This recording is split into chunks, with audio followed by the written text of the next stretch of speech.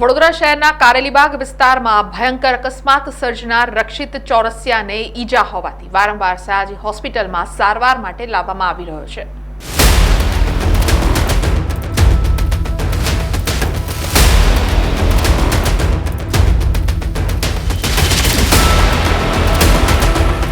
વડોદરા શહેરમાં હોળીના દિવસે રાત્રિએ કારેલીબાગ વિસ્તારમાં આમ્રપાલી કોમ્પ્લેક્સ ખાતે બેફામ રીતે ગાડી ચલાવી અકસ્માત સર્જનાર રક્ષિત ચોરસિયાને ઈજા હોવાથી વારંવાર સયાજી હોસ્પિટલમાં સારવાર માટે લાવવામાં આવી રહ્યો છે.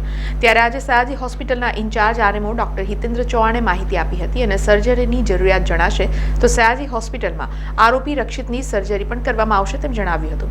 જોકે આરોપીને ફ્રેક્ચર છે કે નહીં તે અંગે આરએમઓ ડોક્ટર હિતેન્દ્ર ચૌહાણે કોઈ સ્પષ્ટતા આપી નથી. આરોપીને અમારે ત્યાં મેડિકલ ચેકઅપ માટે લઈ આવેલા, છેલ્લે ધૂળેટીના આગલા દિવસે પણ એને લઈ આવેલા હતા. આરોપીને ઈજાઓ થોડી થયેલ છે, એ પ્રમાણે એની ટ્રીટમેન્ટ આપવામાં આવેલી છે અને જરૂર લાગશે તો આગળની કાર્યવાહી પણ કરવામાં આવશે. ટ્રીટમેન્ટ બાબતે કોઈ સર્જરી કરવાની જેવું કંઈ છે?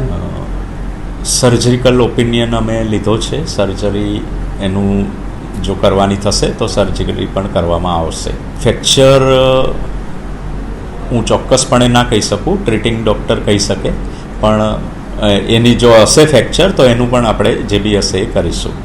સમાચારોના સતત અપડેટ માટે TNN ન્યૂઝને YouTube પર સબસ્ક્રાઇબ કરી બેલ આઇકોન પ્રેસ કરો અને અમારી સાથે જોડાયેલા રહો Facebook, Instagram અને Twitter ઉપર.